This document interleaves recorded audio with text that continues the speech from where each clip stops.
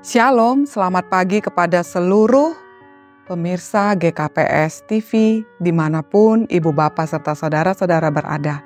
Selamat pagi. Mari sebelum kita mendengar dan menerima firman Tuhan, kita satukan hati dan pikiran kita berdoa. Mari berdoa. Kepadamu kami mengucap syukur ya Allah Bapa untuk anugerah kesetiaan-Mu menggembalakan hidup kami di sepanjang detak jantung kami. Kami mengucap syukur atas kelayakan yang Kau anugerahkan bagi kami untuk menerima sabda-Mu yang adalah roti kehidupan bagi kami, yang adalah suluh bagi hati dan pikiran kami, dan kekuatan untuk kami setia melangkah di belakang-Mu. Karena itu berfirmanlah kami telah siap untuk mendengar dan menerimanya. Dalam Kristus kami memohon. Amin. Firman Tuhan pada hari ini untuk kita tertulis dari kitab Mazmur 119 ayat yang ke-154. Demikian firman Tuhan. Perjuangkanlah perkaraku dan tebuslah aku. Hidupkanlah aku sesuai dengan janji-Mu. Ibu Bapa serta saudara-saudara yang dikasihi oleh Tuhan Yesus Kristus, sebagai orang yang beriman, orang yang percaya, saya yakin bahwa salah satu pergumulan kita sebagai orang yang percaya adalah percaya kepada Tuhan. Mempercayai Tuhan, mempercayai firman Tuhan, mempercayai janji Tuhan ketika kita menghadapi penderitaan, kesusahan, bahkan pergumulan yang seolah-olah tidak berujung. Dalam Alkitab kita ada begitu banyak kesaksian bagaimana orang yang percaya kepada Allah hidup berdasarkan percaya dan janji Tuhan. Mari kita ingat bagaimana Abraham yang tidak memiliki anak dijanjikan akan menjadi bangsa yang besar. Perempuan-perempuan yang sudah lanjut usia seperti Sarah, Elizabeth, Hana, yang juga mandul dijanjikan akan hamil dan melahirkan anak. Dan semuanya itu terjadi. Janji yang di luar akal manusia itu terwujud. Semua hal di luar nalar manusia itu, tetapi bagi yang percaya dan berpegang pada janji itu, maka dia menerimanya. Itu fakta yang tak terbantahkan. Ibu Bapak serta saudara-saudara sekalian, Mazmur 118, kalau kita melihatnya merupakan Mazmur yang terpanjang dari 150 pasal Mazmur. Secara khusus sepanjang Mazmur 119 ini, penulis atau pemazmur mengungkapkan bagaimana kesulitan, penderitaan yang ia alami sebagai orang yang percaya. Pemazmur mengingatkan kita bahwa kehidupan orang yang percaya kepada Allah bukanlah perjalanan hidup di atas karpet merah. Tetapi pemazmur mengatakan bahwa kehidupan orang percaya adalah kehidupan yang dipenuhi dengan berbagai pergumulan, penderitaan, dan rasa sakit. Tetapi hal yang paling menarik di sini adalah pemazmur berseru kepada Tuhan. Pemazmur mengandalkan Tuhan. Pemazmur sebagai orang yang percaya memohon kepada Tuhan untuk Tuhan membela perkara dan menebus dia. Sebuah kesadaran yang mendalam, sebuah kepercayaan yang mendalam bahwa hanya Tuhan yang mampu melepaskan, menebus dan mengeluarkan dia, membebaskan dia dari seluruh penderitaan yang dia alami. Sehingga ia mengatakan bahwa Tuhanlah yang menjadi pembela dan penebus dia. Janji Tuhan itulah yang menjadi kekuatan bagi dia untuk bertahan dan tangguh. Dasar dari janji itu adalah percaya.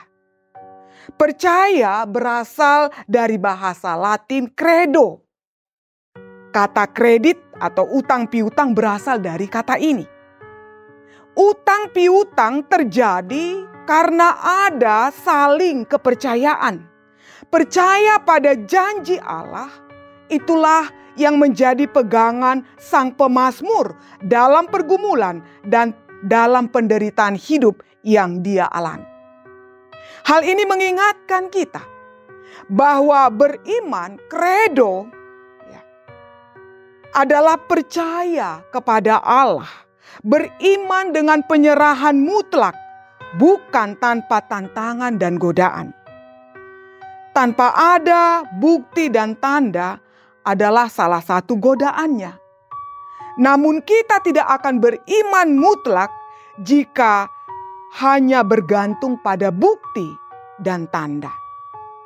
Iman teruji ketika keraguan-raguan dan kebimbangan begitu kuat untuk menggoda dan menguasai keyakinan kita.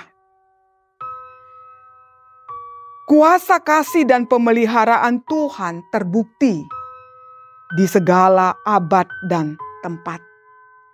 Jika Tuhan telah menyatakan janjinya, Ia pasti menepatinya. Kenyataan inilah yang menjadi kekuatan bagi iman kita ketika kita menghadapi pergumulan kesengsaraan dalam hidup ini. Ingatan akan janji Allah, itulah yang menolong kita untuk setia dan berpengharapan. Ada hal yang menarik di ayat tadi ketika dikatakan pemazmur bicara tentang menebus. Ya. Dia katakan, perjuangkanlah perkaraku dan tebuslah aku. Kata menebus di sini berbicara tentang sanak saudara yang akan menyelamatkan anggota keluarga yang membutuhkan. Seperti Boas yang menyelamatkan Rut. Dalam inkarnasi Yesus sebagai manusia, dia datang menjadi saudara dan sahabat kita. Dan melalui kehidupan pengorbanan Yesus, Dia membayar harga untuk menebus kita dari dosa, kematian, dan maut neraka. Kristus adalah pembela umat yang percaya. Kristus adalah penebus kita.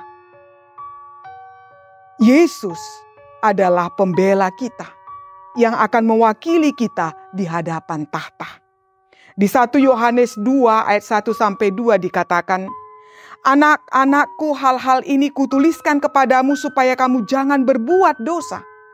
Namun jika seorang berbuat dosa, kita mempunyai seorang pengantara pada Bapa, yaitu Yesus Kristus yang adil.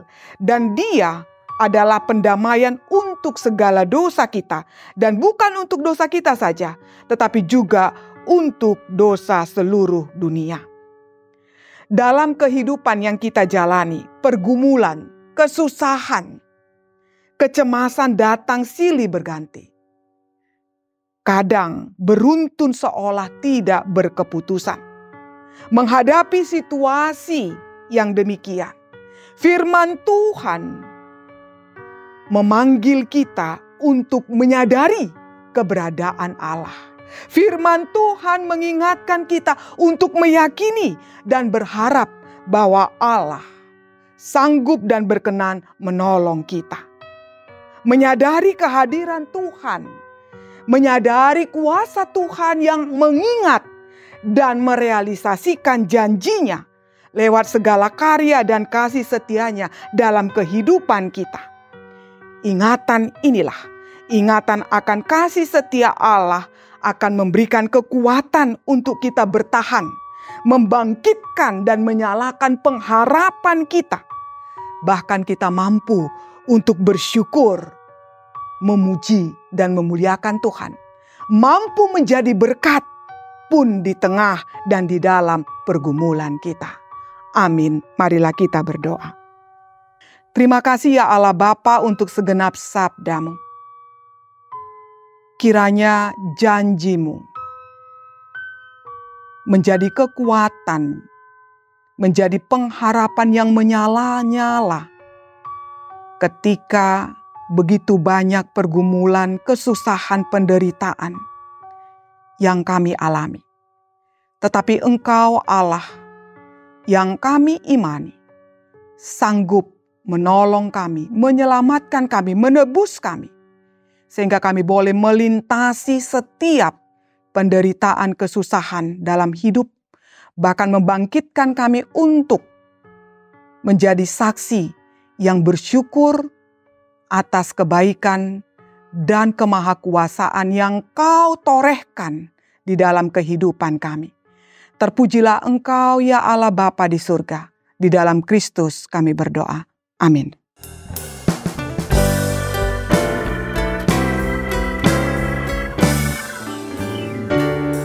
Allah kuasa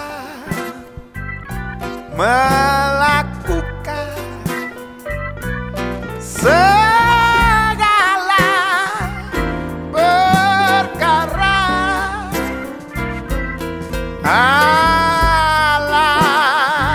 Allah-Ku Maha Kuasa,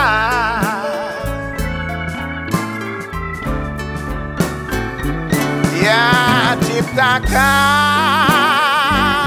seisi dunia, atur segala masa. Allah-Ku Maha Kuasa.